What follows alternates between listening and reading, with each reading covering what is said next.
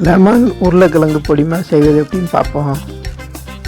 உருளைக்கிழங்கு 250 கிராம், முந்திரி 10 gram, கடுகுளுந்து 1 teaspoon, கருவேப்பிலை சிறிதளவு, வெங்காயம் 1, கொத்தமல்லி சிறிதளவு, எண்ணெய் 50 மில்லி, உப்பு தேவையான அளவு, உருளைக்கிழங்கு வேக வைத்தது, மஞ்சள் பொடி 1 டீஸ்பூன், பச்சை மிளகாய் 4, எலுமிச்சை சாறு 1 பழம். வானொலியில் சிறிது எண்ணெய் ஊற்றி கடுகு போட்டுக்கிறோம். கடுகு உளுந்து வெடித்து வர்ற பருவத்தில் அந்த சிறிய எலுமிச்சை பழம் சாறு கொஞ்சம் ஊற்றிக்கிறோம். அதில் தேவையான அளவுக்கு உப்பு போட்டுக்கிறோம். மஞ்சப்பொடி 1 டீஸ்பூன் போட்டுக்கிறோம்.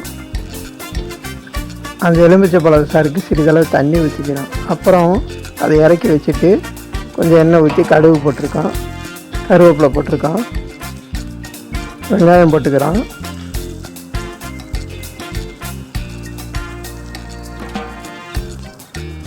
பச்சை மிளகாய் போட்டிருக்கோம். இதை நல்லா வதக்கிட்டு அந்த உருளைக்கிழங்கு வேக வச்ச உருளைக்கிழங்கு நல்லா நைஸாக மாவு மாதிரி செஞ்சுட்டு அதில் போட்டுக்கிறணும். அப்புறம் இந்த எலுமிச்சை பழ சாறை அதில் ஊற்றிக்கிறணும். இதை நல்லா லேசாக கொதித்து வர பருவத்தில் நம்ம இறக்கி வச்சுக்கிறணும். அப்புறம் கொஞ்சம் எண்ணெய் ஊற்றி அந்த 10 கிராம் முந்திரி பருப்பை போட்டு வறுத்து வச்சுட்டு அதை இந்த உருளைக்கிழங்கு லெமன் பொடி மாஸில் சேர்த்துக்கிறோம். இப்போ அனைவரும் விரும்பும் லெமன் உருளைக்கிழங்கு பொடி மாஸ் ரெடி ஆகிடுச்சு. இது மிகுந்த சுவையாக கொடுக்கும். எங்கள் யூடியூப் சேனலை சப்ஸ்கிரைப் பண்ணுங்கள், பெல் பட்டனை கிளிக் பண்ணுங்கள், லைக் பண்ணுங்கள், கமெண்ட் பண்ணுங்கள், ஷேர் பண்ணுங்கள். நன்றி. அன்புடன் இறைவனின் கருணை.